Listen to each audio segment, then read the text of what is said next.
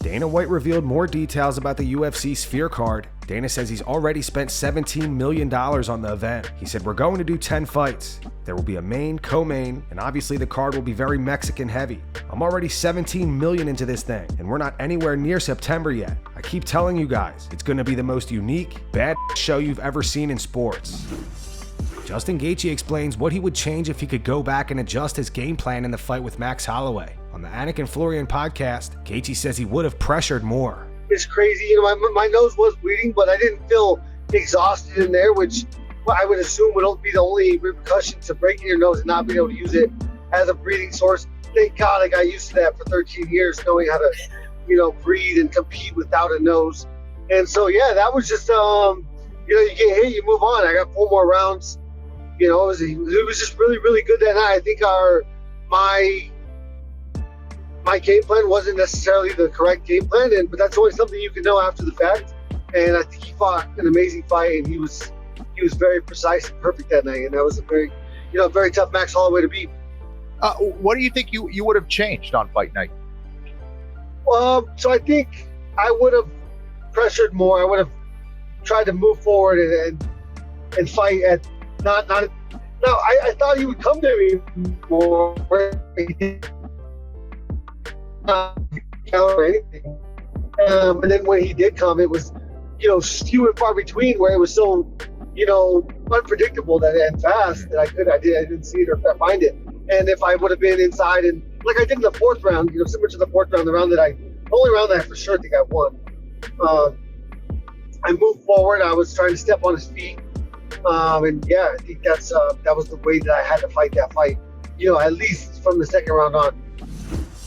Colby Covington spars influencer Kaz Sawyer. Today we're with UFC superstar Colby Covington. Today we're sparring! Well, kinda. The rule is that he can only defend my strikes and takedowns, and I get to try and land as many strikes as I can. So we got in our corners, and it was time for the challenge to begin. I think I'm tapping him out. Getting in the ring with him felt pretty intense, but then I realized he's not allowed to hit me. So I started throwing some strikes, and soon realized he was pretty hard to land a punch on. I then went for a takedown, and he also stuffed that, and I was starting to get exhausted. Now it's my turn. He's not running the rules! Go! Stop!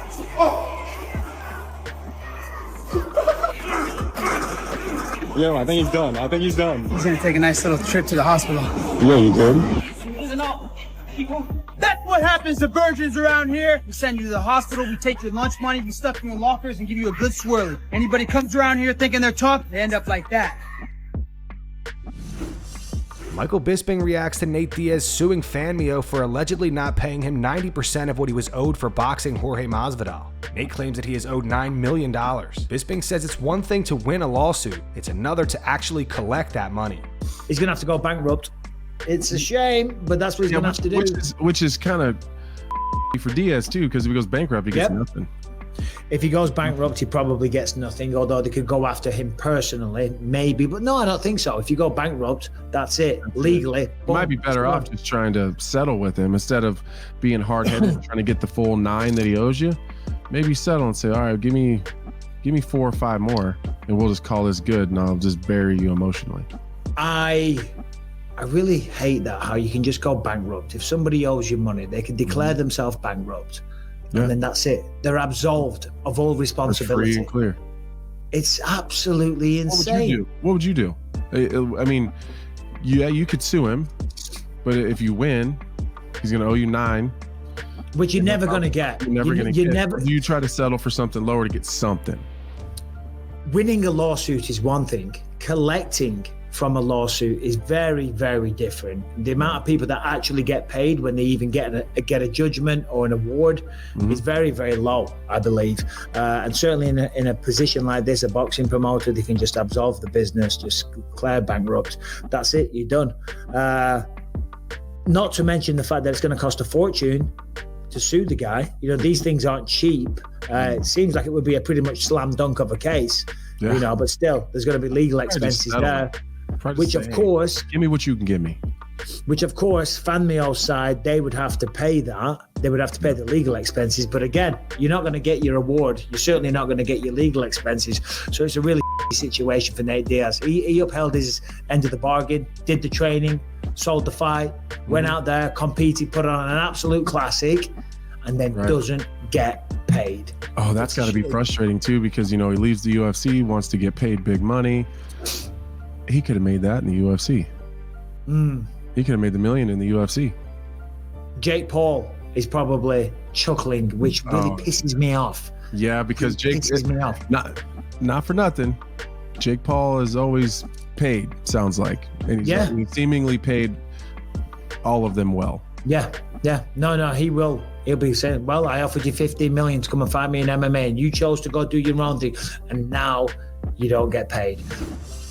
Earlier this week, Jon Jones was charged with 2 misdemeanors for the incident involving the drug testing agents. To quickly sum it up, Jon was celebrating a friend's birthday party at his house. 2 drug testing agents came to his house to collect a urine sample. Jon allegedly was unable to provide a urine sample, so they offered him the option to take a blood test. Afterwards, one of the drug testing agents, Crystal Martinez, claims that Jon then got agitated and started saying he was going to sue them. She claimed that Jon took her phone and started recording them. She says that Jon was a foot away from her and she was afraid that Jon may hit her. Jon denied all of these accusations in an Instagram post a few months back, right when the incident happened. He also posted footage of the 2 agents leaving his house, where it appears to be friendly, and it looks like Jon gives the woman a high five. Today, Jon has pleaded not guilty. According to MMAfighting.com, Jon has entered a plea of not guilty on a pair of misdemeanor charges against him during a virtual hearing in a New Mexico court on Wednesday.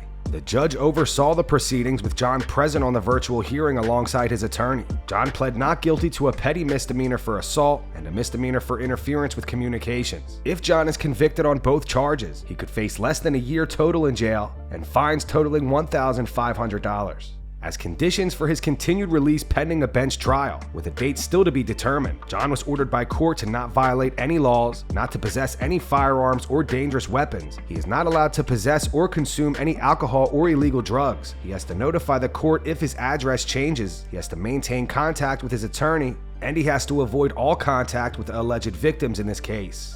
And that's going to wrap it up for the news. Thanks for watching. For daily MMA news and content, subscribe to Full Mount MMA and click the bell icon to be notified when we post videos. Here are the 3 top comments from last video. The first one's in reference to Khamzat Chimaev saying that he wants a title shot next. It says in quotes, "No fighter has ever won 7 fights and not gotten a title shot. Tell that to Tony Ferguson." The second one's from Joshua Mendoza. It's in reference to the back and forth with TJ Dillashaw and Anthony Smith. It says TJ might be a cheater, but he's not wrong. And the final one's from Velcro Straps. It says 7-fight win streak, 6 canceled bouts, 1 missed weight.